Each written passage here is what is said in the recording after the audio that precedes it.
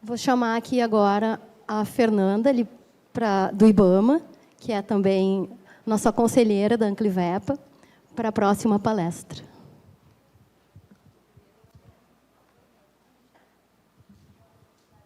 Obrigada, boa tarde.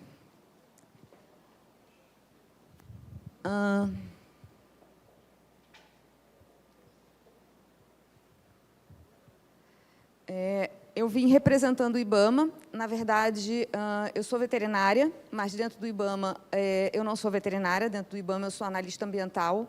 Quando a gente entra dentro do IBAMA, a gente deixa de ser o profissional que a gente é e a gente passa a ser analista ambiental ou analista administrativo.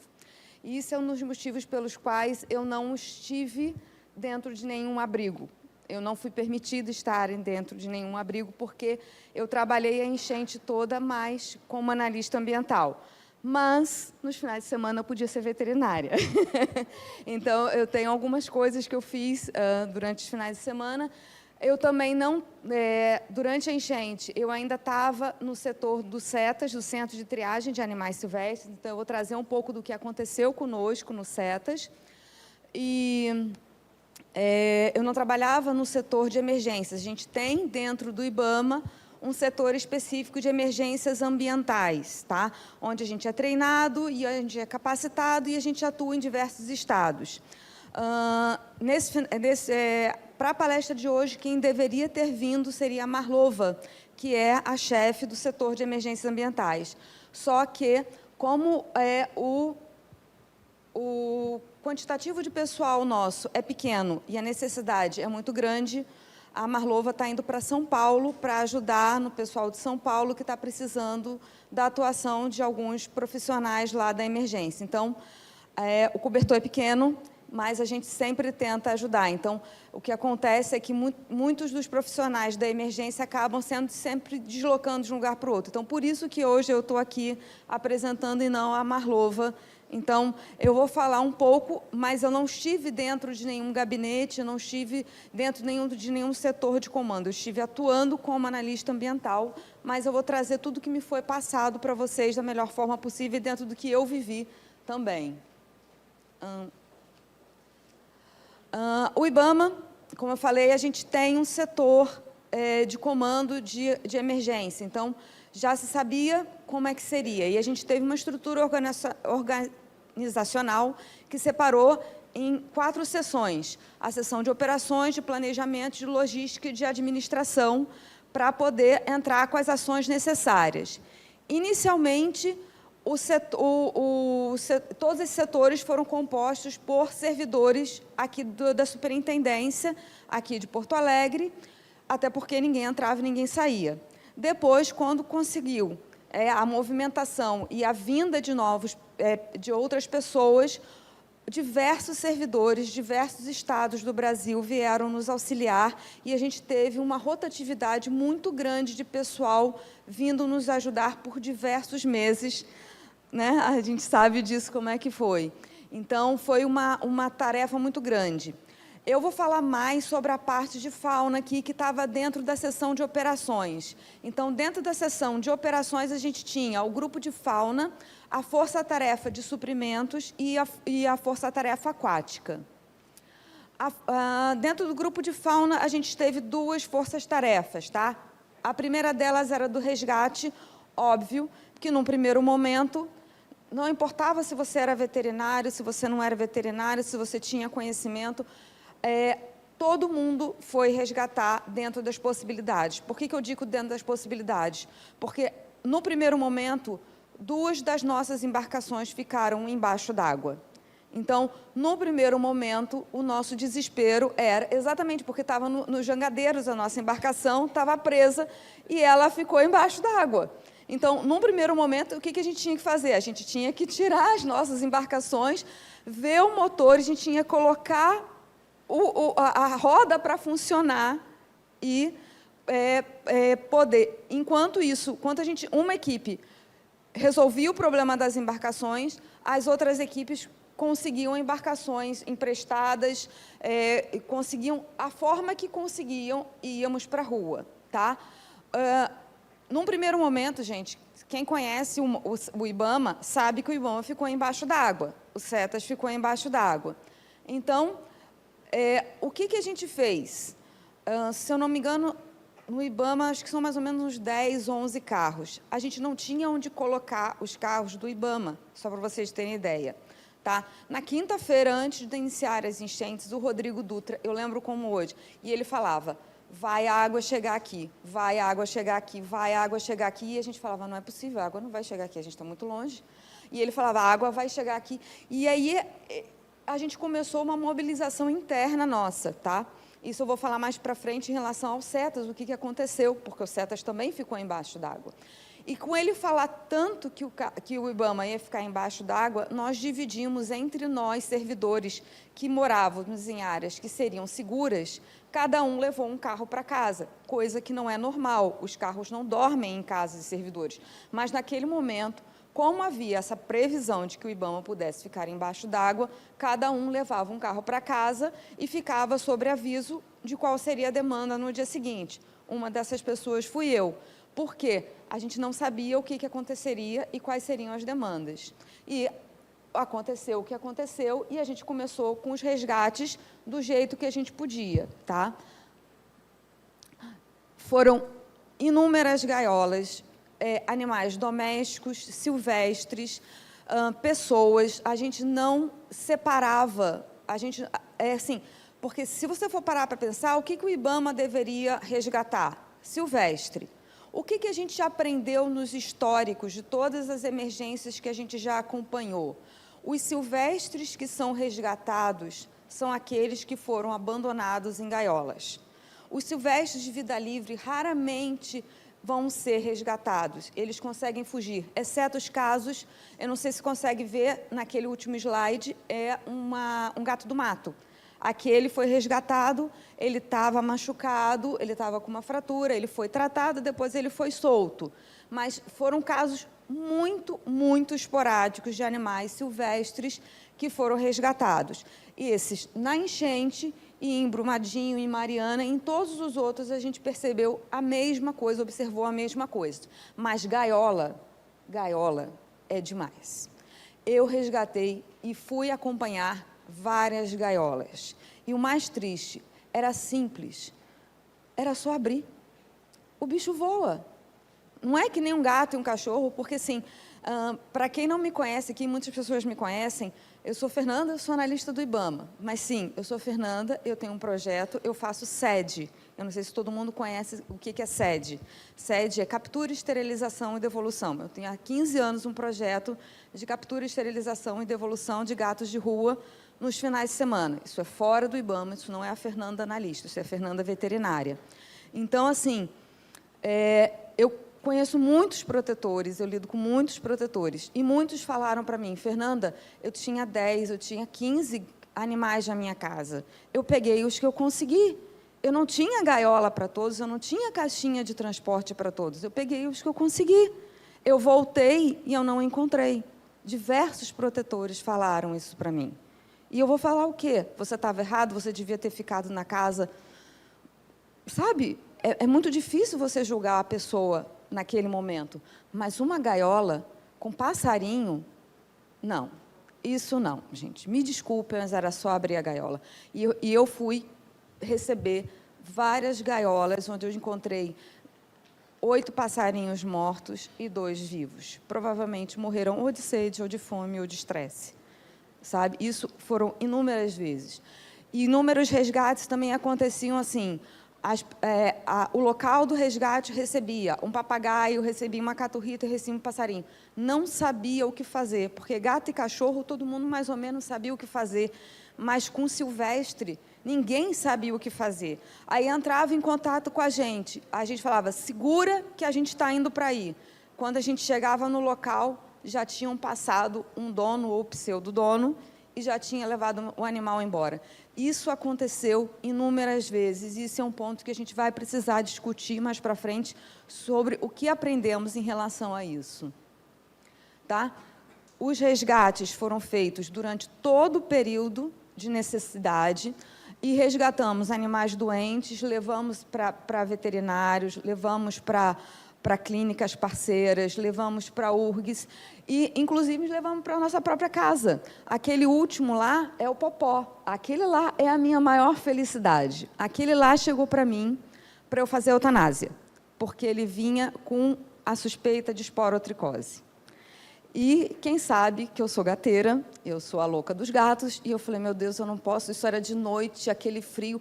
A minha casa, eu estava com 15 filhotes órfãos, que eu fazia o seguinte, eu tenho vizinhos maravilhosos no meu condomínio, eu de manhã, antes de sair para trabalhar, eu distribuía os órfãos e as mamadeiras pelos meus vizinhos, eu saía para fazer os resgates e eu voltava de noite, recolhia os filhotes para continuar o tratamento em casa de noite. Era assim a enchente inteira, tá?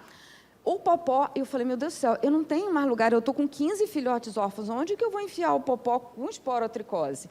E eu liguei para uma amiga minha, a Lica, que inclusive ela está assistindo a palestra online, ela é parceirona, eu falei, Lica, eu estou com esse gato aqui, eu não sei o que fazer com ele.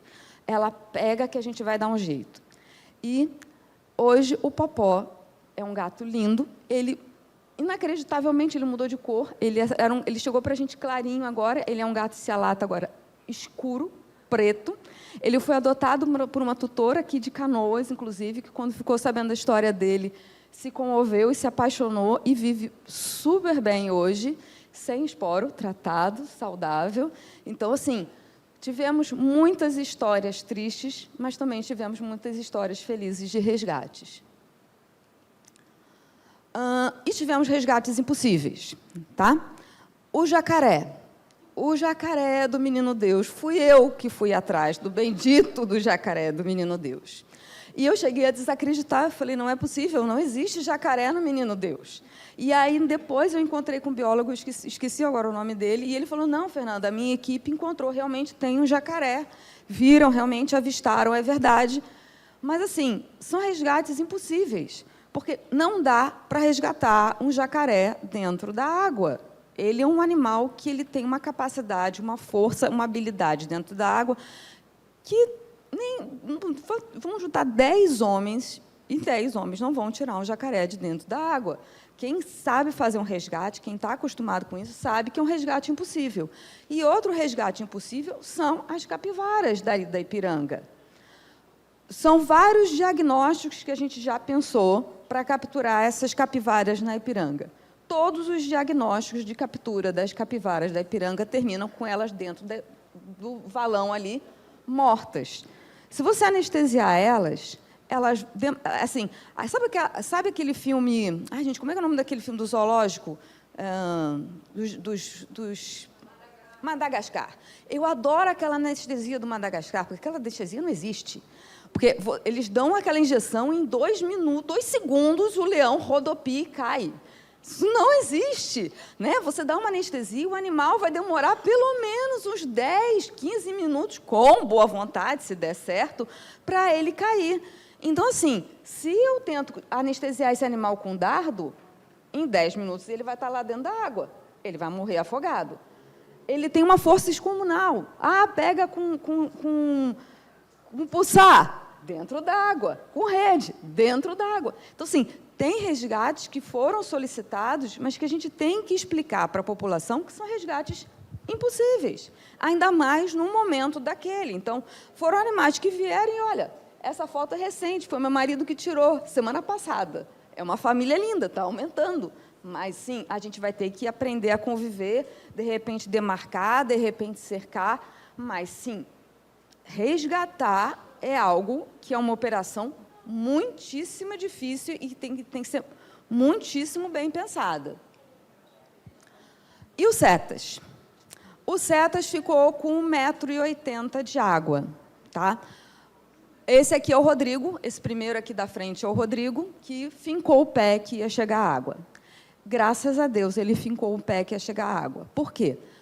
O Cetas ficou com 1,80 m de água. Nós tínhamos 180 animais no Cetas antes da enchente.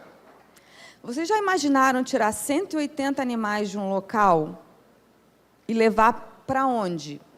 A gente começou a tirar os animais antes da enchente, porque o Rodrigo empacou que ia chover e ia chegar água no Cetas.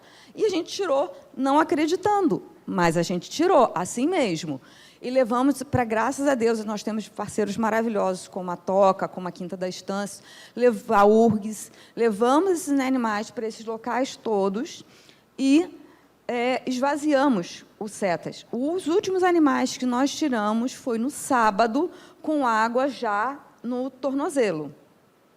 E foram os macacos, sempre os macacos. Os macacos sempre são os mais complicados. É porque, assim, o macaco é um bicho mais complicado, e aí as pessoas não tinham como receber, mas acabaram tendo que dar um jeito, porque, como ia encher d'água, a gente tinha que tirar.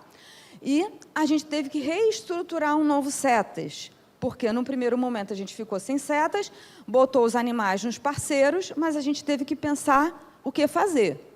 E o CETAS, gente, ficou realmente destruído. Assim, e aí eu mostro essas fotos porque eu perdi equipamentos caríssimos. A gente perdeu um raio-x de arco, eu perdi umas 15 UTAs, eu perdi ração, eu perdi um monte de coisa. Por quê? Porque a gente pensou em salvar todos os bichos. E a gente não salvou, a gente salvou todos os bichos, a gente não perdeu nenhum. Eu salvei bicho, e no dia seguinte, quando eu voltei, porque a gente voltou no sábado, para pegar os macacos, eu peguei ração e peguei os medicamentos que tinham na veterinária, que eu falei, eu não sei quando é que eu vou voltar aqui, eu vou pegar esses medicamentos. Mas, na minha cabeça, e na cabeça de todo mundo, a água vinha, no máximo, até o joelho, não 1,80 m, não que a gente fosse perder tudo, e a gente perdeu tudo. Mas a gente teve bastante sorte, a gente teve bastante parceiros. Um parceiro nosso foi a SEMA, que nos ajudou no primeiro momento, e a gente reestruturou os nossos CETAS provisório inicialmente no Jardim Botânico. Tá? Depois, estava apertado, estava muita confusão, e o Instituto Nacional de Meteorologia nos cedeu um espaço lá, onde o CETAS continua atualmente ainda lá. E até que a gente consiga montar o CETAS definitivo, e as providências estão sendo tomadas. A gente tem uma área, mas a gente também tem algumas parcerias, a gente está em tratativas com o Estado, então tem algumas tratativas que a gente está vendo. E, num primeiro momento, uma coisa boa que a gente tem é que a gente já tem um ACT de operacionalização do CETAS de Santa Maria, assinado com a Universidade de Santa Maria. Então, o CETAS de Porto Alegre continua provisoriamente no Instituto Nacional de Meteorologia, até que a gente consiga estruturação nova, mas o CETAS de Santa Maria já tem a previsão de sair em 2026, isso é uma notícia bem boa. E a gente conseguiu, mesmo com todas as dificuldades, no CETAS provisório do Jardim Botânico, aquela foto ali, sou eu atendendo um animal lá, a gente conseguiu atender, a gente conseguiu receber, a gente conseguiu destinar. Então, quer dizer, mesmo com todas as dificuldades, assim que a gente conseguiu se reinstalar, a gente conseguiu voltar a operar e conseguiu cuidar dos animais. Então, a gente tentou deixar o mínimo de tempo possível os animais sem assistência, e a gente sabe que, quando a gente deixa os animais sem assistência, a gente acaba sobrecarregando os parceiros. Então, a gente tentou não fazer isso. Após a fase dos resgates, a gente teve algumas ações. Uma delas foi o apoio ao Plano Estadual de Proteção Animal, que foi feita apoiando a SEMA. O IBAMA apoiou a SEMA desde o início. Um dos apoios foi com os médicos veterinários. A doutora Annelise falou uma coisa aqui, que, realmente, tudo no serviço público é muito travado, tudo no serviço público é muito engessado. E a gente, naquele momento, precisando de que as coisas andassem mais rápidos, o que a gente pensou? Veterinário. A gente está precisando de veterinário. Como a gente pode fazer para ajudar? Uma maneira que o IBAMA pensou em fazer para ajudar o plano estadual e ajudar em geral, que foi o que ajudou até o final, em todas as ações, foi o que foi feito, foi trazer médicos veterinários do Brasil todo. A gente apoiou com o transporte do local da pessoa até aqui, a passagem aérea ou a passagem de ônibus, né? O transporte da cidade da pessoa até aqui, e mais diárias. Os veterinários ganhavam diárias pelo IBAMA para estarem aqui. Então, foi a maneira que a gente conseguiu fazer para auxiliar no que era necessário, de uma maneira mais rápida. Então, a gente tentou desengessar, foi a maneira que a gente conseguiu desengessar. Então, apoiando inicialmente esse plano estadual desse jeito, nas participações das 2 feiras, tanto na Arena do Grêmio quanto em Eldorado, as 2 feiras a gente teve esse apoio tanto do pessoal do IBAMA quanto desses médicos veterinários que não foram bem contratados, né, porque o que a gente pôde fornecer foram as passagens e mais as diárias, mas as 2 feiras de adoção também, que tiveram na Redenção pelo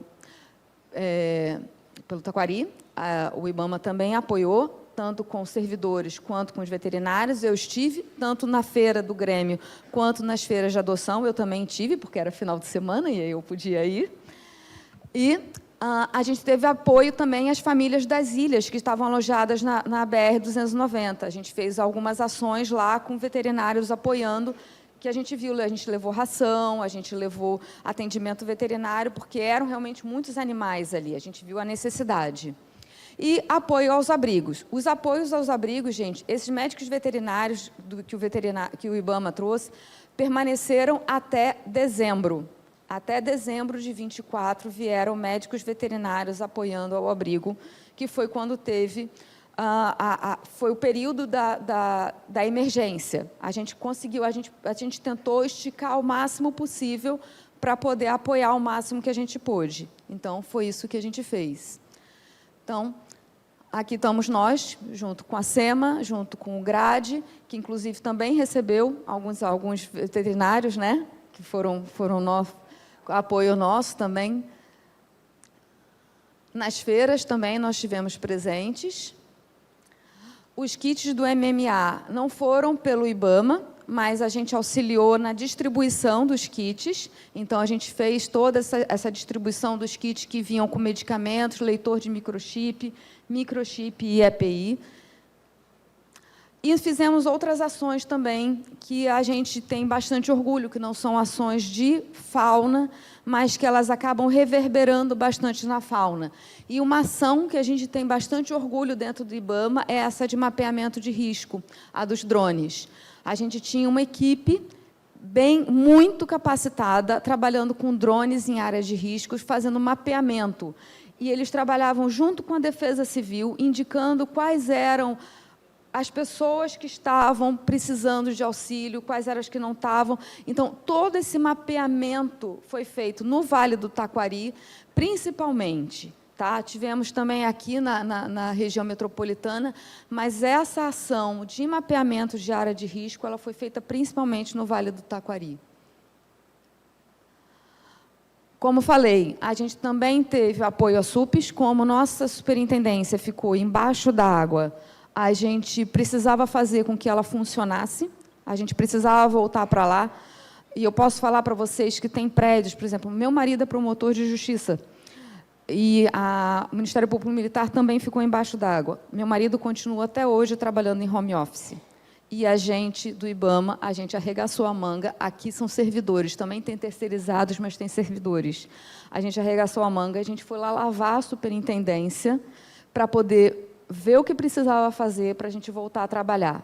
Então, a gente tem bastante orgulho de dizer que uma das ações que nós tivemos foi de voltar a trabalhar presencial, porque a gente tem orgulho de ser IBAMA. Essa ação também é uma ação muito bonita que o IBAMA fez, eu não sei se vocês sabem, eu participei também de algumas, e foi voltada a comunidades quilombolas, comunidades indígenas e comunidades tradicionais. Nós levamos suprimentos e levamos atendimento veterinário, rações para essas comunidades em vários locais, principalmente no início, quando ninguém chegava ali para o lado de Eldorado. Eu lembro passar por aquilo ali e ser um mar de lama, não tinha ninguém, e a gente, todos os dias, tinha uma equipe que ia em diversas comunidades ver o que precisava, e levando suprimentos, levando atendimento. Isso, sim, foi uma ação muito bonita também. E uma outra parte uma outra preocupação que teve o IBAMA foi o nosso setor de licenciamento ambiental, porque os nossos licenciados também sofreram com as enchentes.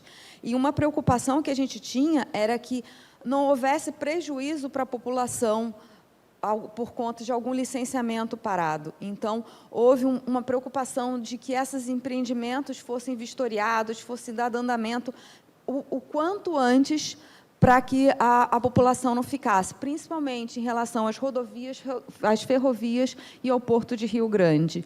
Então, tudo isso foi um esforço que nós fizemos, muito grande, de ações imediatas.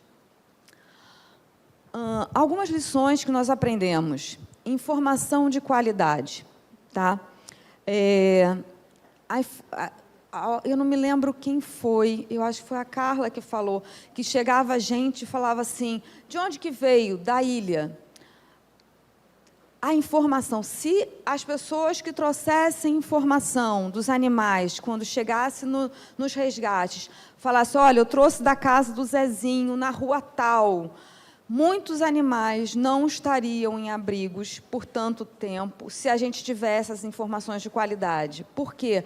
Porque a gente teria sido mais fácil conseguir encontrar quem eram os tutores desses animais e ver se os tutores realmente queriam encontrar ou não. Então, talvez muitos animais tivessem retornado aos seus tutores se essa informação de qualidade tivessem vindo. Então, isso é uma coisa muito importante, talvez, para a gente pensar num próximo evento. Uma outra coisa que também a gente reparou, que a gente tinha 3 pontos de saída de barco, principalmente. Era o gasômetro, tinha ali no pontal e tinham no meio. E não se falavam, os 3 pontos não se falavam. E aí, às vezes, saía resgate dos 3 lugares diferentes para o mesmo resgate. Então, tinha perda de tempo. Então, talvez você conseguir conectar essas informações, ter algum setor que se responsabilize em coletar as informações, em fazer um conjunto de informação para poder ter otimização dos esforços, que foram muitos esforços. Tá? Cadastro e marcação individual. Chegou o animal com a informação de que o animal é o totó do seu José, da rua 1, do bairro tal, marcar esse animal de alguma forma para poder essa informação perpetuar até o final e esse animal não ficar perdido. Isso é fundamental num próximo evento. Tá? Grandes animais, a gente está falando mais de pequenos, mas grandes animais foi um problemão, porque ninguém se responsabilizava, a gente ficou perdido no início. Então, assim, a gente tem que ter já previsto com quem é que é a responsabilidade dos grandes, como é que vai ser feito. Os grandes animais foi um grande problema, que precisa ser pensado e precisa ser decidido e ter, pelo menos, em mente o que vai ser feito numa próxima, porque a gente não pode imaginar que não vai acontecer uma próxima. A gente tem que imaginar, porque a gente quer que não aconteça uma próxima, mas a gente tem que se preparar para uma próxima. E os silvestres? Como eu falei, muitas vezes recebiam silvestres e não sabiam o que fazer, não sabiam para quem ligar. É outra coisa que é uma informação que precisa ser difundida, porque raramente um silvestre em cativeiro, infelizmente, a verdade é essa, raramente um silvestre em cativeiro é um silvestre legalizado. Rarissimamente. E se um silvestre é legalizado e vai parar dentro do IBAMA, dentro da SEMA, ele vai ser devolvido, porque você consegue rastrear. Então, o que é melhor fazer com o silvestre? Entrega para as autoridades. Então, isso é uma coisa que precisa ficar claro num próximo evento. Não é ficar todo mundo perdido sem saber o que fazer. O silvestre tem que ser muito claro. Entrega para o órgão ambiental estadual, entrega para o órgão ambiental federal. Sabe? É muito claro. E aí, daí, se resolve o que fazer. Mas ficar à mercê de uma outra pessoa qualquer, e a gente saber que um papagaio, que poderia ser reabilitado e solto, um cardeal, um papaquim que não tenha, um cardeal que possa ser solto, passar o resto da vida, sendo que ele poderia ter tido a sorte de parar no órgão ambiental que vai reabilitar ele e soltar, é triste. Porque, assim, a enchente, gente, a realidade é essa. Foi uma tristeza para muitos animais, mas foi a sorte de muitos outros. Isso é muito verdade. Todo mundo aqui... Então, para os silvestres também, muitos tiveram sorte, né? E era isso, gente. Muito obrigada.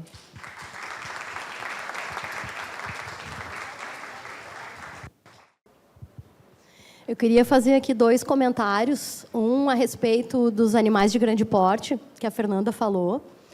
No Vale do Taquari, foi muito crítica essa situação dos animais de grande porte, porque, além da questão de não ter onde colocar esses animais, de resgatar esses animais ser uma coisa muito difícil, o GRADE resgatou vários animais de grande porte, a gente tinha uma dificuldade muito grande, que era alimentar esses animais. Porque é muito fácil, um pacotinho de ração para um gatinho.